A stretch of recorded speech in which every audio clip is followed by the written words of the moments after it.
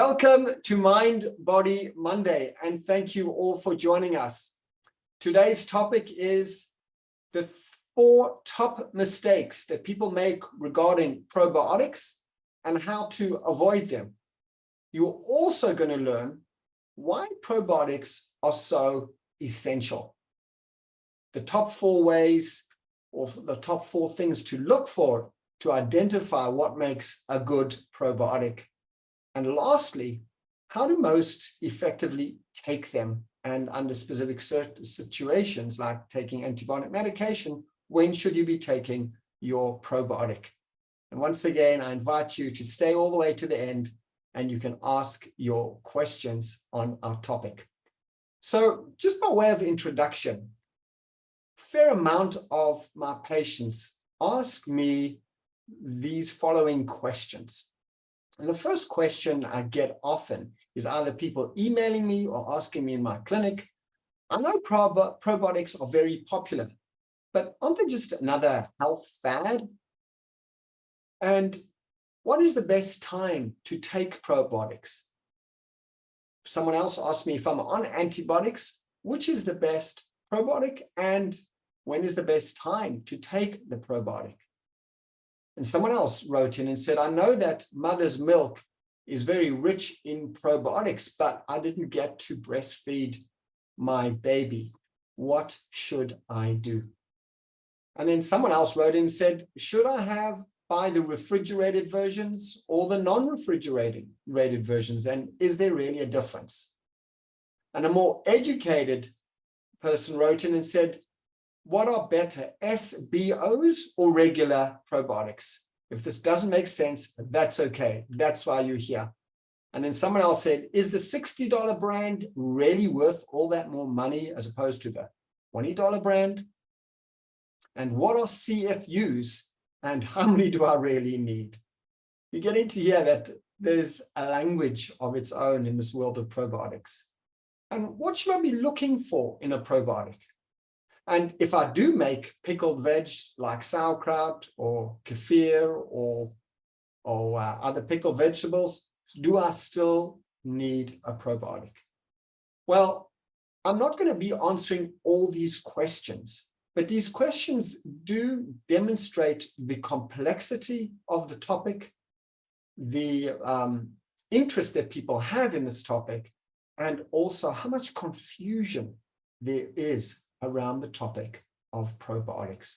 I'm just curious, for those of you who can, just type in the chat, have you ever taken probiotics? And if you have, is this a regular thing or only when you took it, only when you were on antibiotics, let's say? I'm curious to hear how many of you actually have taken probiotics, or do you make any cultured vegetables of any sort? Go ahead, type that in the chat. And when you see me looking over to the side, that's because I have a dual monitor and I get to see the chat as well as seeing you as well. So go ahead, type in the chat. Do you take probiotics on a regular basis, or do you make cultured vegetables, etc.? Wonderful. So, yes, someone says here, yes, taken probiotics for years. Someone else has written in, I take probiotics on a regular basis. Wonderful. I take every morning and night. Super. And we're going to check what the best time and timings around taking probiotics are. Thank you. Thank you for writing in. Yes, I started when I needed antibiotics and continued on a regular basis. Well done. I take regularly, someone else writes in. Fantastic. Now, more and more people are becoming interested in probiotics, and it's reflected in the market size. Listen to these numbers. The global probiotic market grew in 2022 to $66.9 billion and is expected to rise by the end of 2023, that's this year, to over $73 billion. So the market is huge, and there's probably very good reason for that, and we're going to be exploring that together. So many people take probiotics because they've heard it's good for their health. It reduces symptoms of certain medical conditions. It helps perhaps to to offset any damage that probiotics do, antibiotics do, and that's a longer discussion. I'll touch on that today. It improves symptoms of depression and even promotes weight loss. So there are many aspects that probiotics covers. So does this really mean that we should all be taking probiotics? Is that what it really means? So let's just step back for a moment and look at the bigger picture. So research was done by a professor called Rob Knight from the University of California in San Diego. And he said that the human cells within us make up about 43% of our entire being, of our entire body, so to speak. The rest, the other 57% of our makeup, is made up of trillions of other cells, viruses, bacteria, fungi that live on us and live inside of us. So in a funny way, we are more bacteria, fungus, and virus than human. 43% approximately human cells, and the rest, 57%, are all these organisms of various sorts. So probiotics do some amazing work, almost like earthworms in the soil. If you have a farmer and you want to demonstrate to you what good, healthy soil is, within that clod, he will smell it and he'll experience it, and he will show you the earthworms and the life, the animal, the bug life in that. That is very rich soil. It becomes aerated, it balances the pH, it produces all sorts of goodies in that soil. So too, probiotics in the right way, in the right time, and we'll get to all of that shortly, affect our microbiome. That's the configuration of all the fungi and bacteria and viruses and protozoa and all the bugs, so to speak, living inside of ourselves. And the probiotics regulate the microbiome in many, many different ways. It helps to create certain vitamins. It stimulates the production of certain short-chain fatty acids. In fact, and also it's a great gatekeeper. It keeps harmful bacteria from replicating. And it also helps to produce about 50% of our dopamine and 95% of serotonin.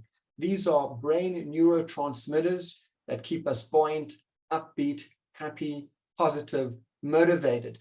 Most of all of those are made in the gut and not in the brain. And the microbiome also has been shown recently to regulate weight management. So probiotics affect the microbiome, and the microbiome does so much for the body. It affects so many different functions. So there's this causal dominoes event from taking probiotics or probiotic-rich foods to impacting our microbiome in a healthy way. And with this organ, it's really another organ inside our body called the microbiome that then has another impact on so much of our health and well-being. So this leads you to think that probiotics have a really critical role to play in our health and well-being. Well, is that really true? So in an ideal world, when we are living close to the earth, so to speak, involved in agriculture, living outdoorsy lives, with less detractors from creating a healthy gut, a healthy microbiome, we probably wouldn't need probiotics in any form, either in capsules, tablets, powders, lotions, or in food forms, because we'll be getting that from our environment. Now, there are many, many things that actually disrupt a healthy gut microbiome. That's all the bacteria and all that, the goodies in our gut. And I'm just wondering if you can type in the chat, what do you think would be the top 1 or 2 or even 3 things that harm the microbiome, will affect our microbiome in a poor way? Go ahead, just type in the chat. Let me hear what you think, and then I'll share some other ideas with you as well. What do you think would harm the microbiome? Great. So that's right. one of the main disruptors of the gut microbiome. Thank you. Issachar has written antibiotics. They are the greatest, one of the greatest dysregulators of the gut microbiome. And it doesn't mean probiotics and then you just take your antibiotics and then you just take your probiotic and you're done, you sort of equilibrated it. Unfortunately, it does not work that way. It goes a long way, but there's much more to the story. Someone's written toxins. Yes, very good. A poor diet. That's true. These are all disruptors of the microbiome. Lack of good sleep. Excellent. Excellent. In fact, in a previous Mind Body Monday, I shared some amazing research that there are nocturnal bacteria, and these are bacteria that come out really at night, almost like owls come out at night. So specific gut bacteria play an influential role at night, and during the day they're more dormant, and then the day that diurnal bacteria come into ascendance. So there's this tremendous symbiosis going on inside of us. We really do have a forest floor inside of ourselves, all playing out in different ways. Insufficient sleep, that's so true. So antibiotics, that's true. Another disruptor is lack of or short-term breastfeeding. A C-section also disrupts the quality of the microbiome of the infant. Reduced contact with animals, dirt, and the environment. Overuse of bacterial soaps and hand sanitizers, etc. Unhealthy diet, low in fiber, high in processed foods, etc. Sedentary lifestyle, and all those that you mentioned on the chat. Great, well done. So now that we've established really that probiotics are essential for healthy living, let's take a look at the top 4 mistakes that I see most of my patients make, and people write in and ask me about this as well. So let's just get these mistakes out of our life and bring in the good stuff. So let's do that. The first common mistake is CFUs are too low. That's right, CFUs are too low. It's got nothing to do with a UFO flying too low. CFU actually stands for colony forming units, and you'll actually see that on the pack of a probiotic. And research has shown that there's specific amounts of the CFUs that are required to get a minimal kind of intervention in the gut. And to cut costs, cheaper brands will put in a low CFU number, rendering them less effective. So that's the first mistake people make. The second mistake people make is getting a probiotic with poor diversity. When it comes to probiotics, diversity is the name of the game. So it's about looking for a probiotic with multiple strains, and I'll cover this in the next section. So again, cheaper brands look to not only cut down on CFUs, but also cut down on diversity, and then be able to still sell a probiotic to the uninformed customer. Mistake number 3 is avoiding binders and fillers. Some probiotics do contain all sorts of binders and fillers, including lactose, which is not good for people with gut issues like IBS, Crohn's, colitis, etc. Cornstarch and other fillers, and these in sensitive individuals are not a good idea to be including in a probiotic. And then the fourth mistake I see people making is really what I call uninformed use. There's some fascinating study done by some researchers on PubMed that outline the effectiveness of a probiotic to each condition. Not all probiotics are suitable for all conditions. There has to be an alignment with condition type and a probiotic type to get the results, the efficacy that's needed. So this fourth mistake is people just buying a probiotic because they're on antibiotics, or buying a probiotics because they heard they're good, but not understanding that there has to be some intentionality behind this. I'm going to get into this shortly. So let's take a summary for now. The 4 common mistakes people make regarding probiotics is, number 1, that the CFUs, the colony forming units, are too low. Number 2, that diversity, instead of being a certain amount, a volume and a sign, which I'll share shortly, it's a very small amount. So the name appears on the label, but the therapeutic effect is pretty slim. The third mistake, common mistake, is buying a probiotic with binders and fillers that can aggravate the gut lining. And finally, the unintentional use, not lining up the type of probiotic with the medical condition to be treated. Well done.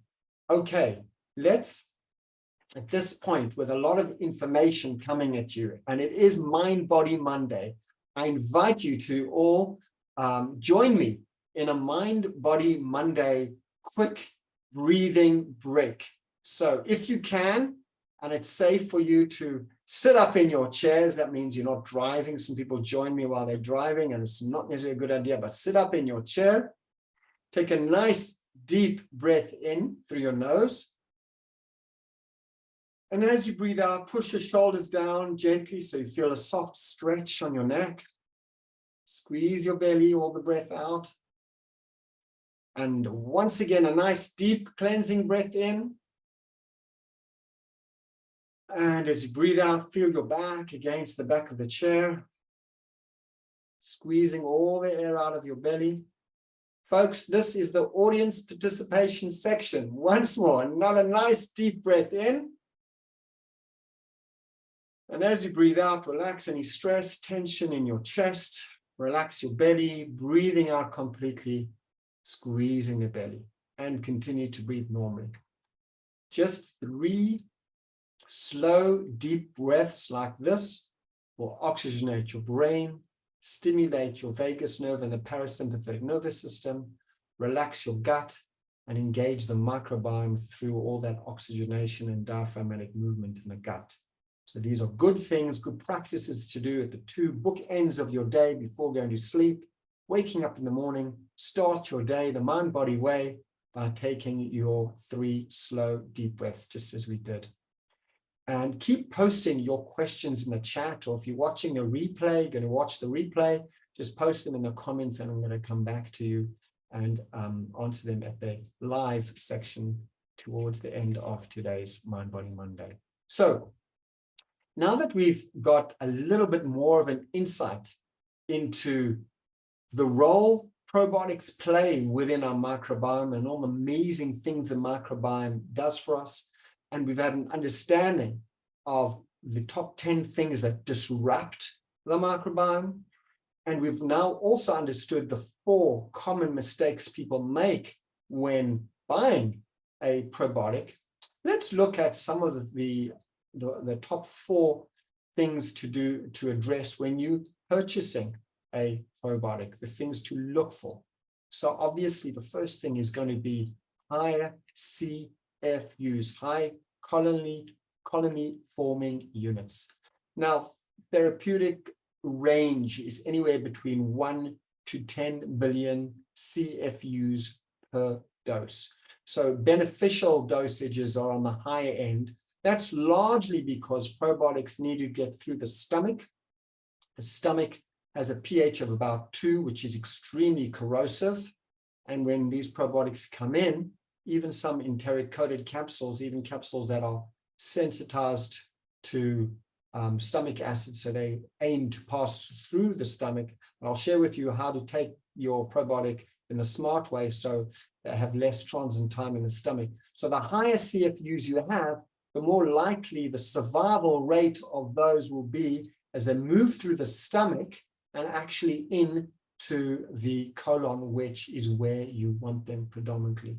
So research says to be therapeutic, you need anywhere between 1 and 10 billion colony forming units. And just to give you an idea, I mean, these are huge numbers and it's very difficult to relate to, but I'm a big fan of encouraging my patients where they can to make your own probiotics, be it sauerkraut, kimchi, kefir, having unpasteurized miso, even yogurts of various sorts, because all of these cultured vegetables have probiotics in them. So by way of comparison, a 46 ounces of well-fermented foods, cultured foods like sauerkraut, have about 10 trillion bacteria compared to the average high-end probiotic of about 10 billion colony-forming units. So significantly more powerful. At home, I actually have 2 kegs generally running simultaneously, one 5 kilogram and one 10 kilogram keg. And I'm always rotating through creating sauerkraut, which is a fermented cabbage, using cabbage and ginger root and wonderful herbs. And it sits in there for at least 2 months. So the lactic acid drops, which means that it's a highly therapeutic superfood, really. So if you can't be making your own, then you want to be buying a probiotic with high colony forming units. Let's look at the next item to address when buying and choosing a probiotic is high diversity. So there's 2 aspects. The previous point was colony forming units, which is how big each colony is. Let's say it's like a town. How big is the town, or how big is the city? But diversity is something completely different. How diverse is your town? How diverse is your city? How many different cultures, languages, all sorts of social norms and mores going on within your town or your village or your metropolis? So too with the microbiome, you want a large town, but at the same time, you want a very diverse microbiome. And it's not a case of one size fits all, because diversity is so important, because it's in this diversity that there's a certain synergy going on with the whole microbiome organ, where it produces, and it's almost like an orchestra. You know, if you have a 50-piece orchestra, you've got the clarinet and the double bass and the violin and the string section and the wind section. And there's the conductor who's there timing and pulling all this disparity together in the most incredible harmony. And that's exactly what's going on inside our gut. There's this harmony and synergy with all these different colonies of bacteria, fungi, viruses. All these things make up the forest floor of our gut, so to speak. So you want also to look for our diversity. So if you look on the label and it has, let's say, 10 billion units of Lactobacillus acidophilus, and I'm going to get to the names shortly, it could be very good. But if it's only that one single strain, then you need to be, which is really the 4th point, intentional. Why are you buying that particular strain? So in general, for general health, the way to go is a high colony forming units and high diversity, which means lots of different kinds of probiotics. So inferior brands will try and cut costs and keep the diversity down. So the next thing, by the way, let me just take a little bit of a deeper dive. So bear with me, because this is important, because when you buying a probiotic, now that you're learning a little bit more about it, you're going to perhaps look at the label, not necessarily rely on the pharmacist or the person in a health food shop to give you the advice, because you don't know if they have a commission for this particular brand, or that's what the salespeople are pushing that week or that month. So becoming a discerning shopper, just as you would with anything else, this is another area to become an informed shopper. So really, I want you to look at the whole world of probiotics in general, like a 3-legged stool. To give stability to this stool, you need 3 legs. One leg is one family of probiotics. The second leg is another family of probiotics. And the third is a third family. And this will give that stool the stability it needs. In other words, will give the microbiome most of the diversity it needs to flourish. So that first leg of the stool is called Lactobacillus bifidobacterium species. Now, the world of probiotics has its own language almost, but I want to just keep it really simple. And by distilling it down to these 3 species, this will cover 80% of the probiotics out there pretty much. So these Lactobacillus bifido species is one leg of the probiotic, the world. The second leg is what's called the Saccharomyces boulardii leg, and this is a yeast. So some are bacteria and some are yeasts. And the third leg of our stool is SBOs, which are soil-based organisms.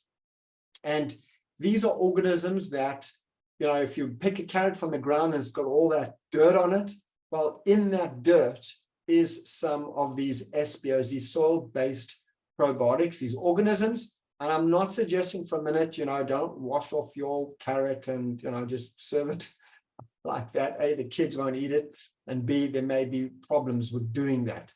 But therapeutic doses of SBOs may be very important, and I consider a third leg of the stool, especially when treating chronic gut issues, where all 3 aspects, all 3 legs of our stool must be in place. So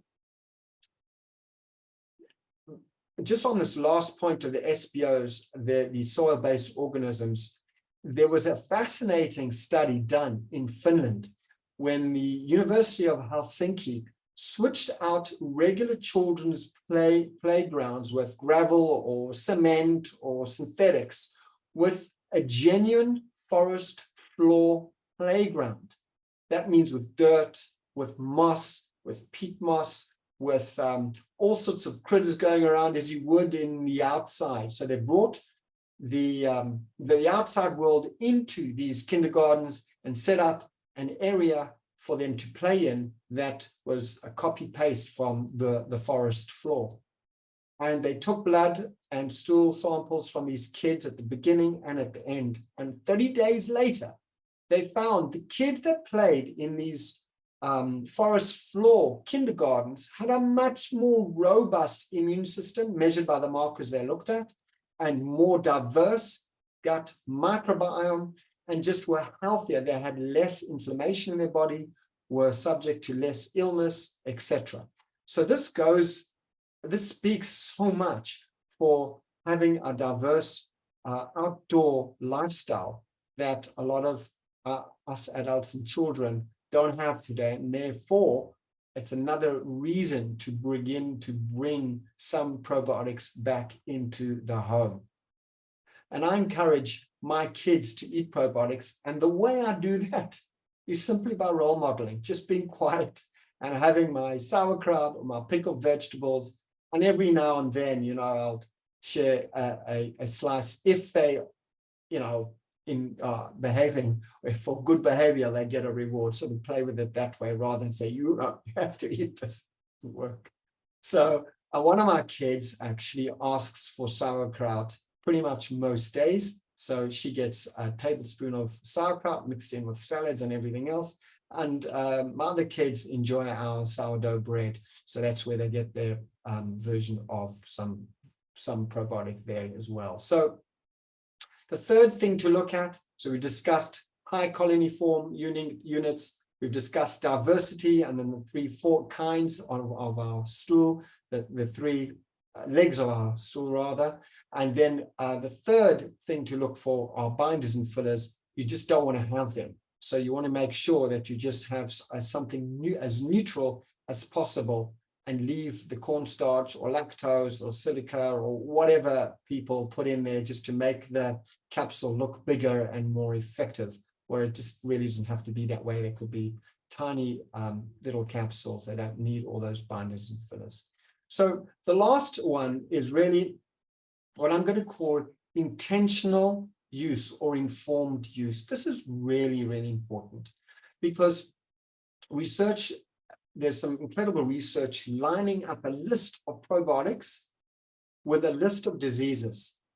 And probiotic A will work for disease A, but probiotic A will not work as effectively for disease B or C or D.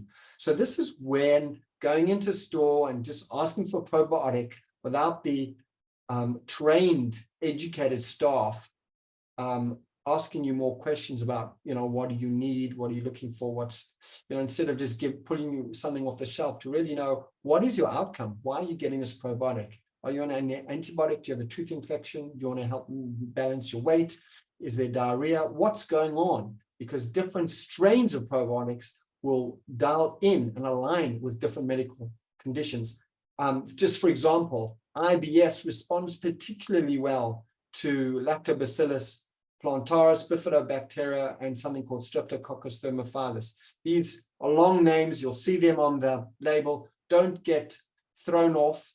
But this is why it's so important to work with an informed functional medicine doctor or someone who will be able to guide you intelligently so that you can find the right probiotic to suit your particular needs. And sometimes it takes a little bit of digging to understand what the needs are, and then we can align that with the right probiotics.